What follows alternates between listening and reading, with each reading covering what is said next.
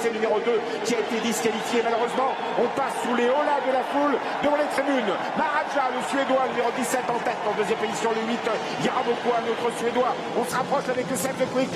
Jean-Michel Bazir fait feu pour aborder la descente. C'est là où il est propulsé avec Upan Quick pour se propulser justement en tête. Le numéro 4, le favori face à son destin. Upan Quick en tête, la casaque de l'écurie Quickstar comme dans le critérium. En deuxième position, Yaraboko avec Maharaja qui est calé dans le dos des leaders, avec également le long de la corde un bel effort du numéro 13 Royal Dream, le gagnant de cette épreuve l'an dernier. Il est 6-7e plutôt en dedans.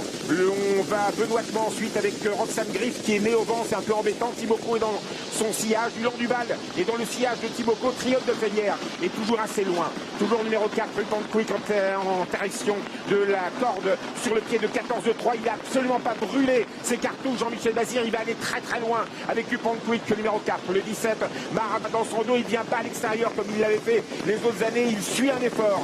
Maharaja, numéro 17, deuxième. Le 8, Yaraboko n'est pas loin, un peu plus loin. Roxane Griff qui ne veut pas avancer, elle est née au vent. Quant à Soleil du Fossé qui avait été disqualifié au départ, il fait un baroud d'honneur à l'extérieur. Toujours sous la conduite de Upan Quick, numéro 4 à 1200 mètres de l'arrivée. En deuxième position, le 17, Maharaja. Upan Quick toujours en tête, où se retrouve Ridikash, il se rapproche, il faut se rapprocher. Maintenant avec Francky Barr, il a 800 mètres à faire pour attraper Upan Quick qui est toujours en tête. Numéro 4, Jean-Michel Bazir en deuxième position, le 17, Maharaja à l'extérieur. Ridikash passe à la contre-attaque. Le numéro 18, Yaraboko est toujours là. Roxane Griff suit l'effort de Ridikash désormais.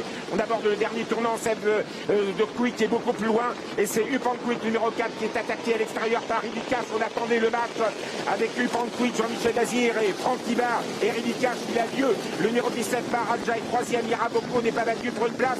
Ulan Duval, chauffé, se rapproche le numéro 1. Triomphe de Félière qui n'était pas parti se rapproche. Le numéro 3, la ligne droite.